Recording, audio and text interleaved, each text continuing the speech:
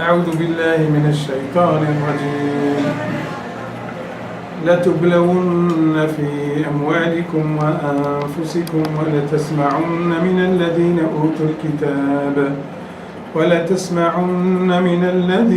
أوتوا الكتاب من قبلكم ومن الذين أشركوا أذى كثيرا وإن تصبروا وتتقوا فإن ذلك من عزم الأمور وإذ أخذ الله ميثاق الذين أوتوا الكتاب لتبيننه للناس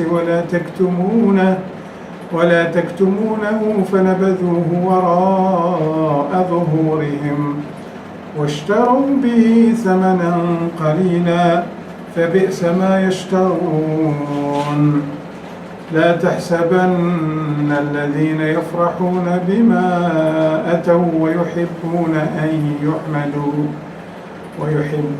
أن يحمدوا بما لم يفعلوا فلتحسبنهم بمفازة من العذاب ولهم عذاب أليم ولله ملك السماوات والأرض والله على كل شيء قدير صدق الله العظيم. الحمد لله رب العالمين وصلى الله وسلم وبارك على سيدنا Muhammad wa ala alihi wa ashabihi ajma'in. On va enchaîner sur notre thématique la fois passée sur les opprimés et la pédagogie du changement. On avait dit que les opprimés, les victimes de la tyrannie, on peut les scinder en deux. Des victimes qui se laissent faire, et on a vu le sort qui leur était réservé dans le Coran.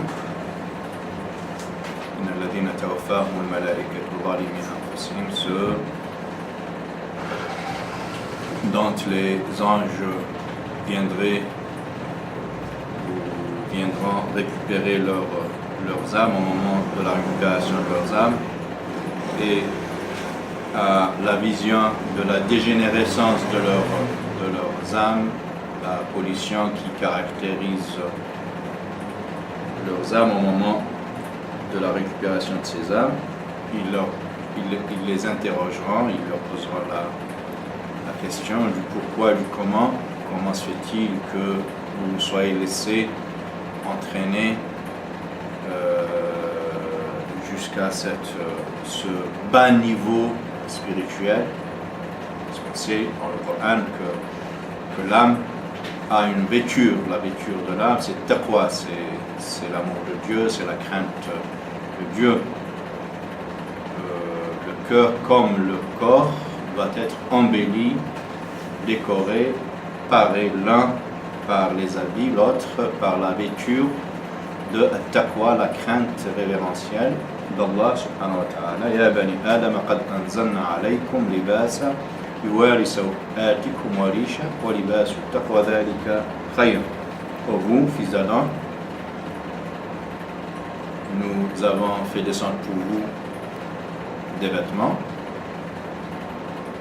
qui cachent votre intimité et d'autres pour vous faire beau, warisha, mais la vêture du cœur, la vêture spirituelle est encore agréable aux yeux d'Allah que la vêture du corps.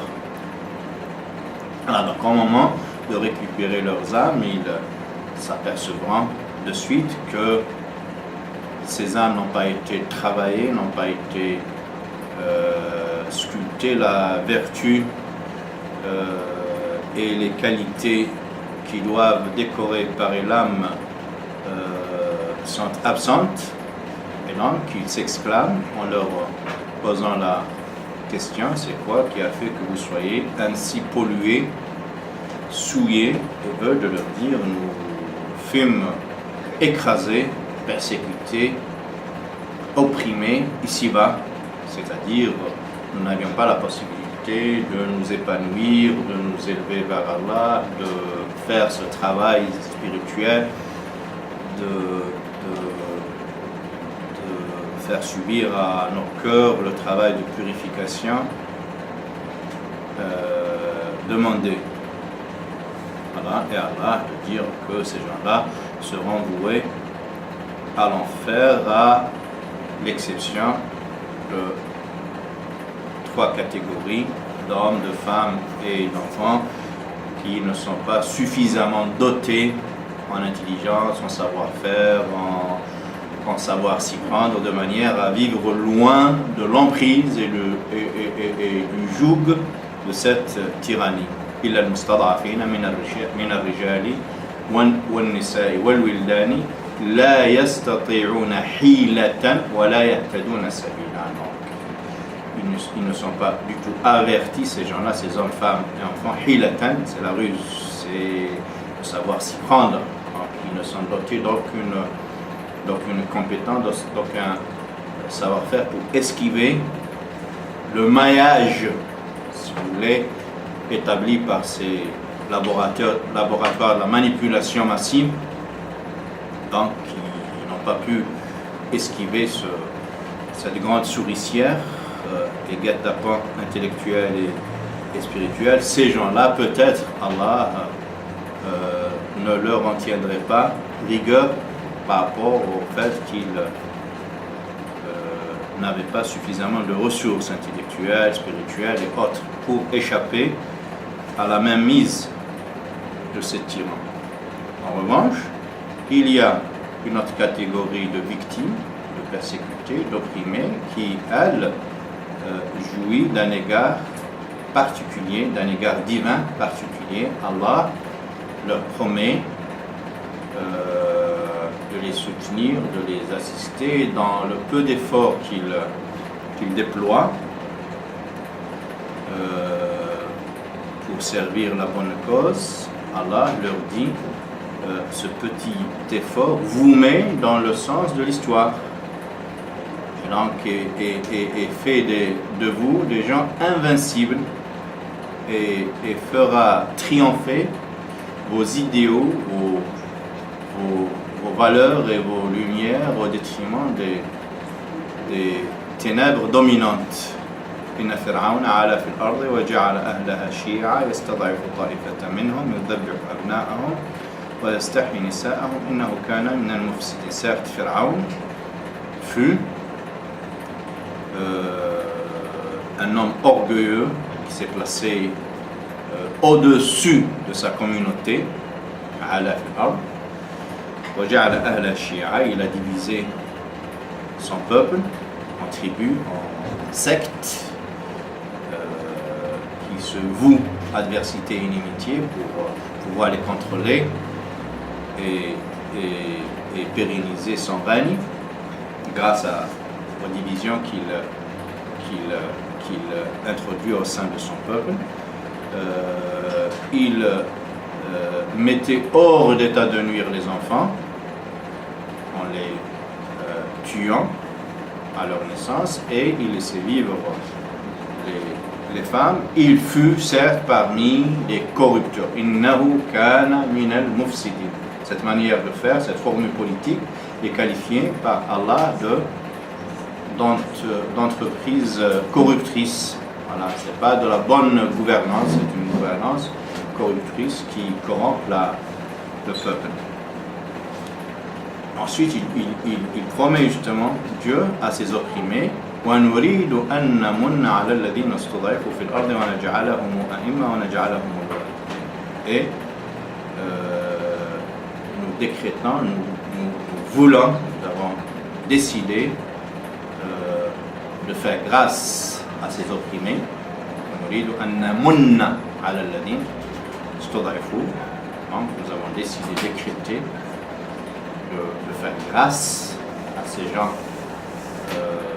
persécutés, opprimés, à ces victimes, pour peu qu'ils soient justement du bon côté de ce rapport de force entre l'axe du bien et l'axe du mal, l'axe du vrai et l'axe du faux, quels que soient les efforts qui sont déployés par eux, essentiel qu'ils s'inscrivent du côté de Dieu.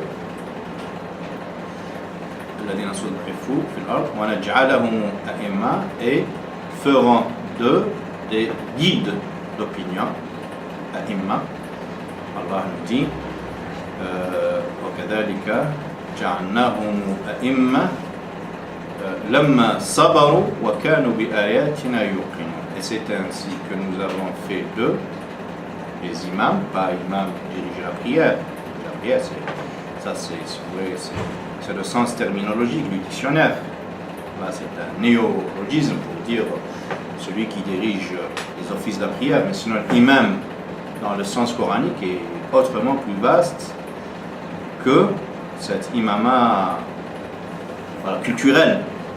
L'imama coranique, elle est autrement plus vaste que l'imama culturel, voire sous un certain nombre d'aspects, elle lui est antinomique.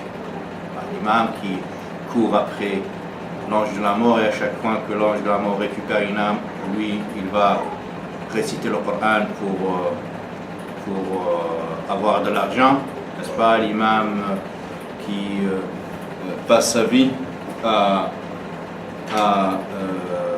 gagner sa vie au détriment des versets d'Allah, c'est pas l'imam coranique, c'est l'imam carriériste, l'imam qui, dans sa piole dans la mosquée, il met plusieurs calibres de bouteilles sur lesquels il a dit des mots, il a balbutié des mots, il a bégayé des mots spirituels et il les vend, n'est-ce pas, aux gens qui le veulent.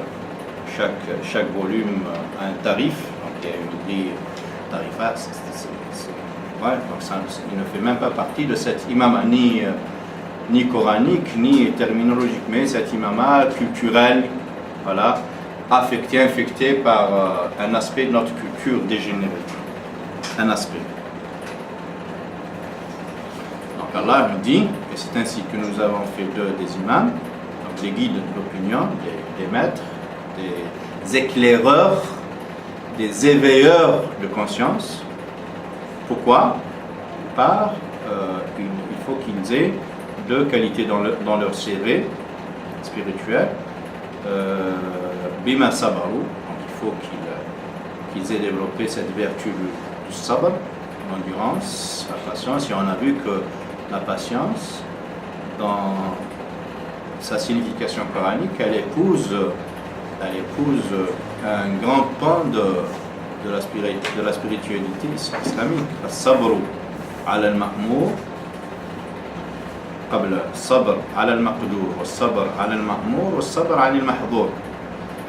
Donc la patience consiste en ceci, il y a trois volets, s'il vous plaît. Consiste en ceci, d'être endurant face aux épreuves, aux difficultés dans lesquelles Allah nous place. Qadar, sabr ala al-maqdour, les difficultés et les moments d'opulence aussi. Nous éprouvons par le faste et le néfaste, par le bien et par le mal. Et parfois, le faste est plus redoutable que le néfaste.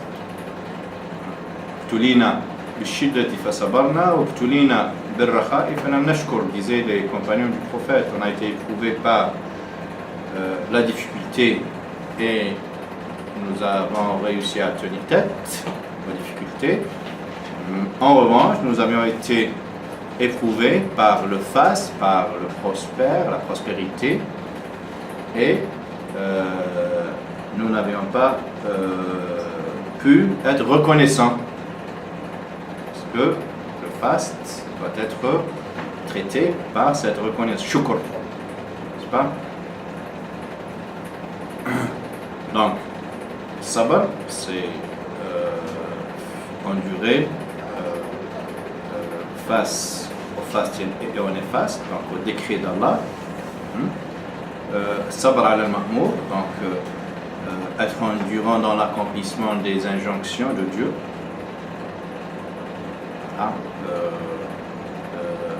وأمر أهلك بالصلاة واصطبر عليها لا نسألك رزقا نحن نرزقك والعاقبة للتقوى. Enjoins à tes enfants, à ta famille de faire la prière, mais toi-même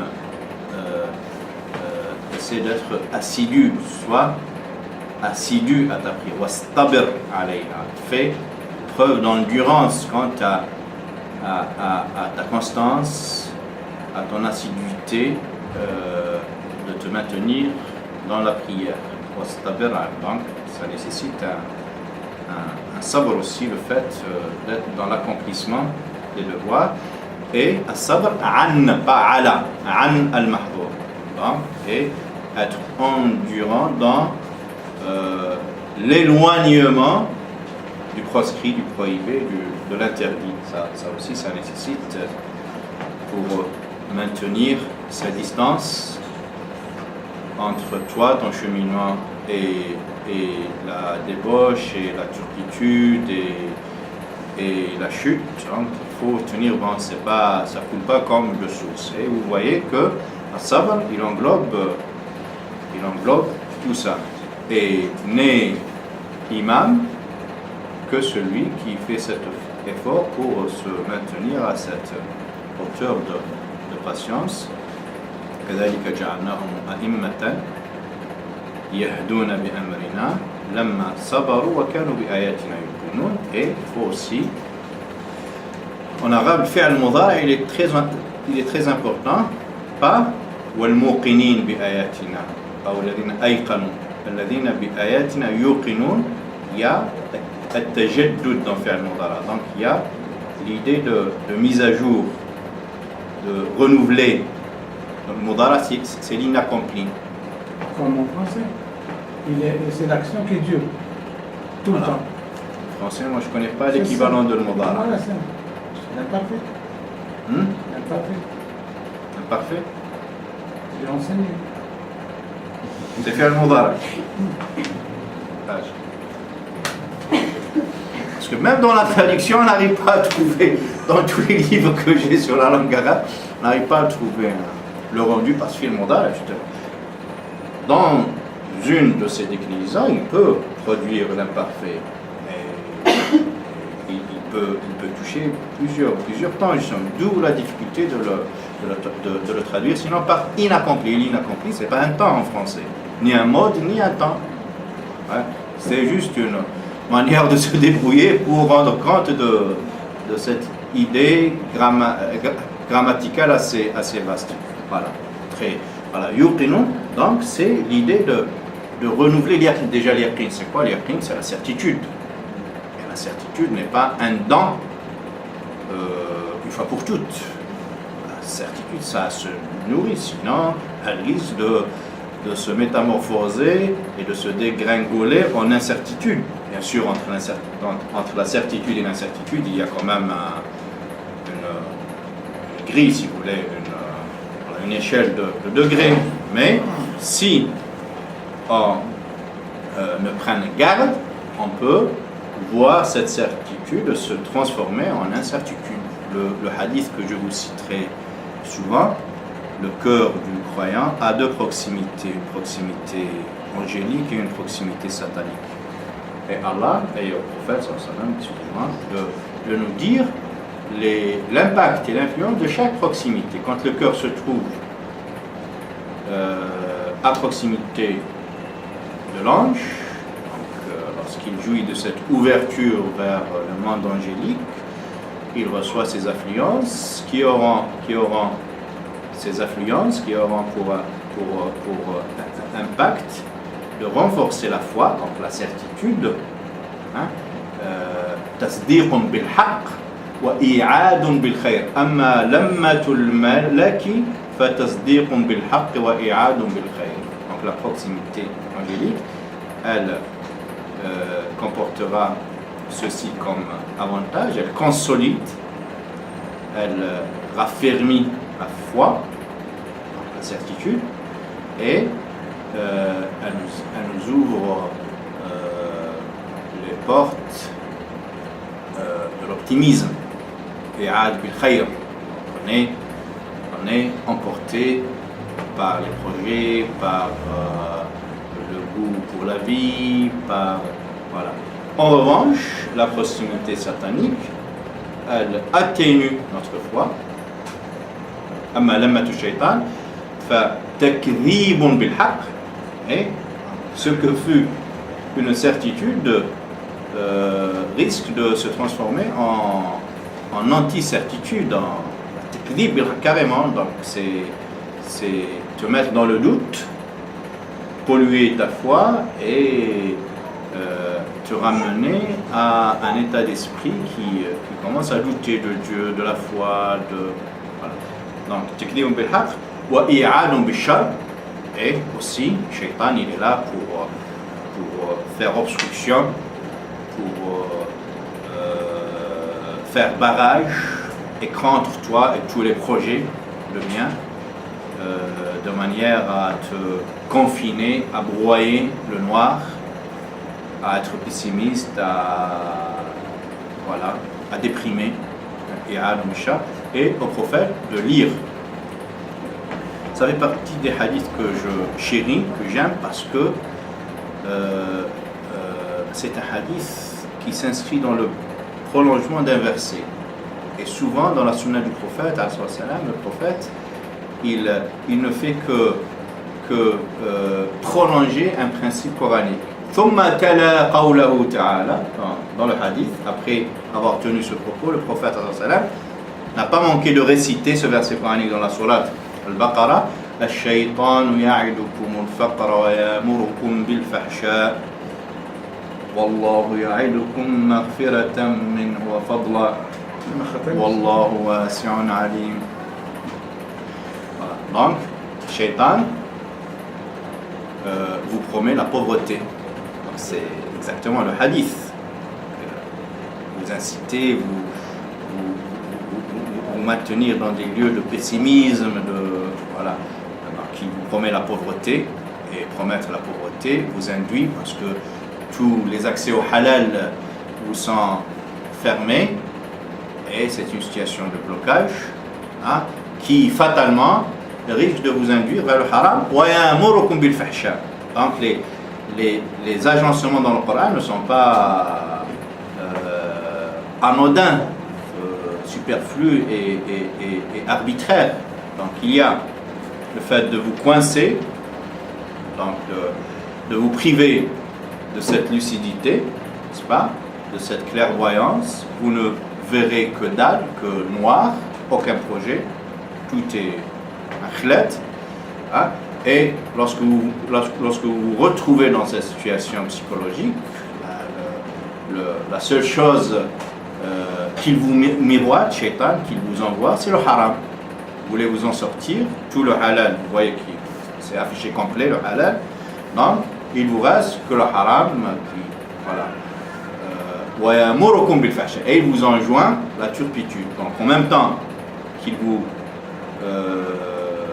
fait barrage, n'est-ce pas, qu'il vous barre tous les accès au halal, il vous ouvre grand ouvert les portes du haram. Wallahu ya'idukum maghfiratan minhu wa fadla wallahu wasi'un alim. En revanche, Dieu vous promet pardon et subsistance.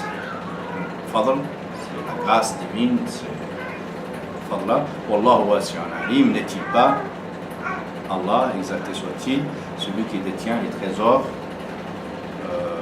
du royaume? Voilà. Pourquoi j'ai cité ça al-Hassanim? Pour sabr. وكذلك جعلناكم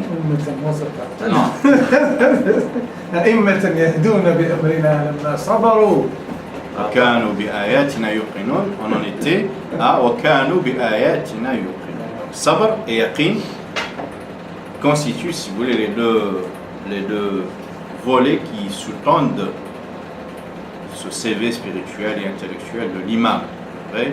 Ça, et donc Allah justement, il inscrit les efforts de ses opprimés dans le sens de sa volonté. Donc il leur dit, il leur promet qu'ils seront assistés par le sens de la volonté divine. Ils se mettent dans le sens de l'histoire, comme on se plaît à dire le sens de l'histoire. Est-ce qu'elle a un sens? Oui, l'histoire a un sens. C'est le sens de la volonté de Dieu et pas le sens de Junior Bush ou de... Voilà. C'est le sens de la volonté d'Allah. Et dès lors qu'on s'inscrit dans le sens de la volonté d'Allah, pour peu que nous déployons des efforts dans ce sens, Allah nous promet ce statut de imama, qui n'est pas gratuit en fait, hein, qui nécessite ce travail sur ces différents volets, ces différents aspects. كذلك ونجعلهم أئمة ونجعلهم الوارثين, et nous faisons d'eux les vrais héritiers, les héritiers de cette terre, de la gouvernance sur cette terre, parce qu'ils seront les seuls à détenir un vrai projet pour l'humanité. ونجعلهم أئمة ونجعلهم الوارثين ونمكن لهم في الأرض, et nous les établirons fermement, solidement, confortablement sur terre. ونمكن لهم التمكين وكذلك مكنا ليوسف في الأرض. Donc le temkin, c'est ça, ça vient de makana. Nous leur offrons un statut, mais confortable, pas un statut de leader, de leadership, de meneur, et pas de mener. نمكن لهم في الأرض ونري فرعون وهامان وجنودهما منهم ما كانوا يحذرون. Et ainsi, nous ferons voir à Pharaon, quand on parle de Pharaon, je l'ai dit, je le redis, Pharaon, il est vrai que c'est une personne physique, mais au-delà de la personne physique, Pharaon constitue une formule de gouvernance politique. Et Allah nous a explicité les ingrédients de cette gouvernance. Je vois des yeux se refermer. Il faut que je hausse la voix pour les réveiller. Dis-moi qui c'est. Ça, je me lève.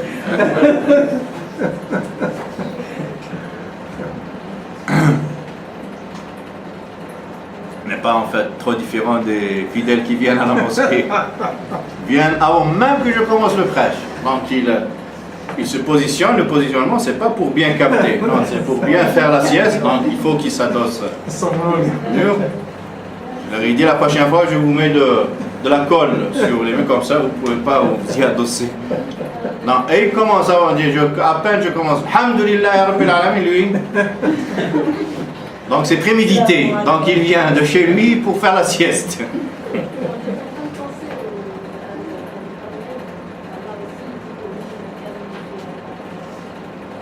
قال ما مكنني فيه ربي خير.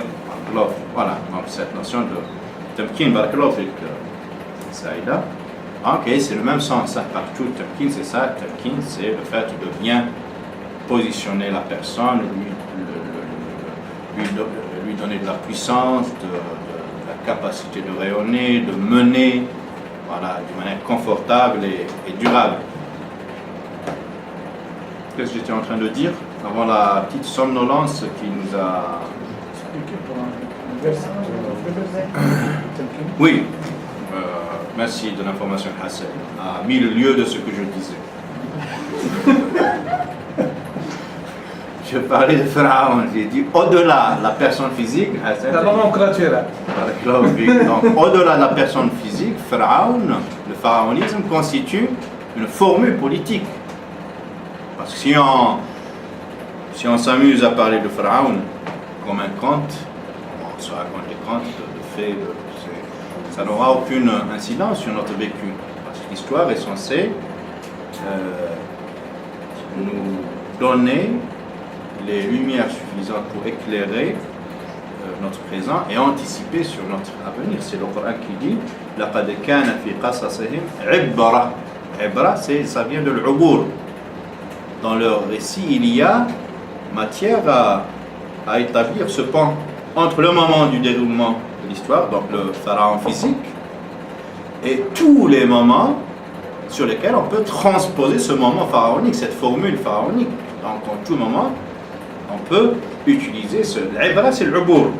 C'est cette capacité que nous donnons au Coran à travers l'analyse des récits, d'enjamber des siècles, de parcourir des contrées pour reconduire cette lumière, cet enseignement sur notre actualité. Sinon, après ça ne servira plus à rien. Comme l'Onjab Sultan, dans notre culture maghrébine, ça, chez pas mal de chouyours dans nos mosquées en Algérie, je me rappelle que les récits coraniques se sont transformés en contes. Moi j'ai assisté une fois, on se préparait à faire l'Asr et l'imam à al-Bawaqi, loin de chez moi à 70 km, c'est la mosquée centrale de la ville, là, nous dire comment Allah s'est adressé à Moïse, comment il a parlé avec Moïse. Voilà. Loin de l'enseignement, de l'instruction de la moralité, il a commencé à s'immiscer dans l'art et la manière dont les décibels de Dieu ont touché les tympans de Moïse. Voilà, et le sang, il n'est pas venu de... Alors, on dirait qu'il a assisté visuellement à la communication physique, il a anthropomorphisé Dieu. Parler de décibels, on va parler de décibels. Chez nous, un imam, c'est juste CP plus 3. Décibels, ça nécessite quand même de faire au moins la terminale. Non, mais c'est vrai. Alors qu'il a commencé à personnifier, à incarner Dieu. Lui, peut-être, il aurait mieux vécu ici en France que nous, incarné, parce que l'incarnation, c'est pas trop loin de l'esprit chrétien. Incarné, ça vient de ker, c'est chair. Et le verbe devint chair. Jésus qui devient. Donc lui, il aurait été mieux accueilli ici. Je reviens à notre... Donc, le pharaonisme est une formule politique qui consiste à uniformiser les esprits, uniformiser les goûts, les modes de pensée, de manière à ramener toute la communauté, tout le peuple à regarder sous le même angle que le pharaon, que le dictateur. C'est Allah lui-même qui nous le dit dans le Coran. Ma urikumu illa ma ara, wa ma ahdikumu illa sabil ar-rashad. Il n'y a d'autre vision, d'autre angle de vue, sinon le mien. La seule prise de vue qui vous est possible, c'est la mienne. Tout le monde doit se ranger derrière moi, n'est-ce pas? Leurs coordonnées psychologiques, professionnelles, leur degré de savoir, on s'en fout. Tout le monde doit avoir les mêmes paramètres que moi et approcher la réalité, l'appréhender comme moi je le fais. C'est d'une violence inouïe. Et et n'existe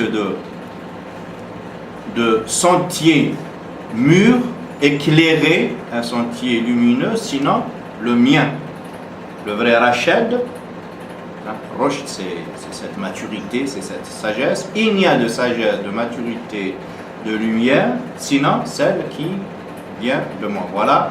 Et bien sûr, ça c'est la formule. Après, tout est mis en œuvre pour uniformiser, pour transformer la société en une grande caserne. Et l'uniforme ne se réduit pas à l'uniforme vestimentaire. S'il ne s'agissait que de ça, ça aurait été moindre mal. Mais on parle de l'uniforme neuronal, donc tous les neurones, tous les accès intellectuels à la réalité doivent se faire comme Pharaon le fait. Voilà. Et donc, là, quand il dit Inna Fir'auna wa Hamana wa junudahuma kanu khati'in, il parle de cette formule, pas exclusivement de Pharaon. Pharaon, il fait partie. Donc, certes, Pharaon Haman, c'est le bras exécutoire de Pharaon.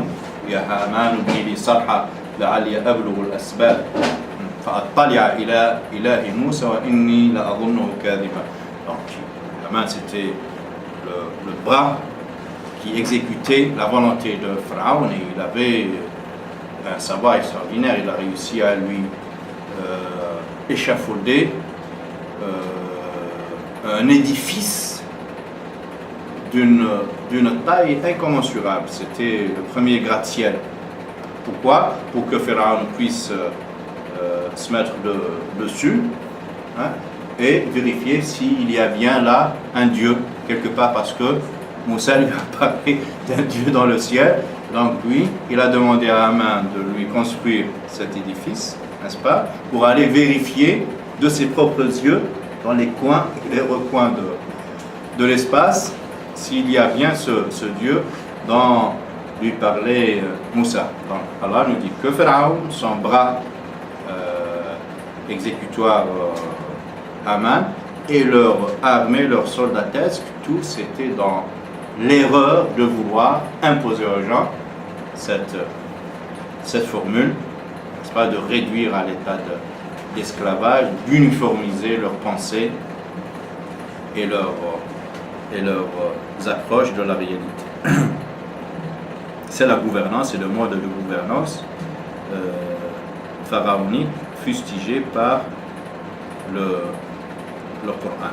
Voilà, donc je vous ai entretenu sur deux catégories d'opprimés. Après, il va s'agir de détailler un peu l'art et la manière, si vous voulez, les modalités, la pédagogie de transformer la société que doivent faire ces gens-là, ces opprimés. Parce qu'on disait que les opprimés, ces victimes, ces minorités doivent se mettre du côté de Dieu, n'est-ce pas, s'inscrire dans le bon sens de l'histoire pour bénéficier de l'assistance de Dieu, du secours de Dieu. Donc il faut quand même qu'ils s'acquittent d'un minimum d'effort. Donc, quelle est la pédagogie qui doit caractériser cet effort? Je vais commencer par le verset. Après, Inch'Allah, si vous voulez, les prochaines séances, on va essayer d'aller dans les détails de ce moment. Dans ce verset coranique, Allah nous parle, c'est le verset 186, page 74.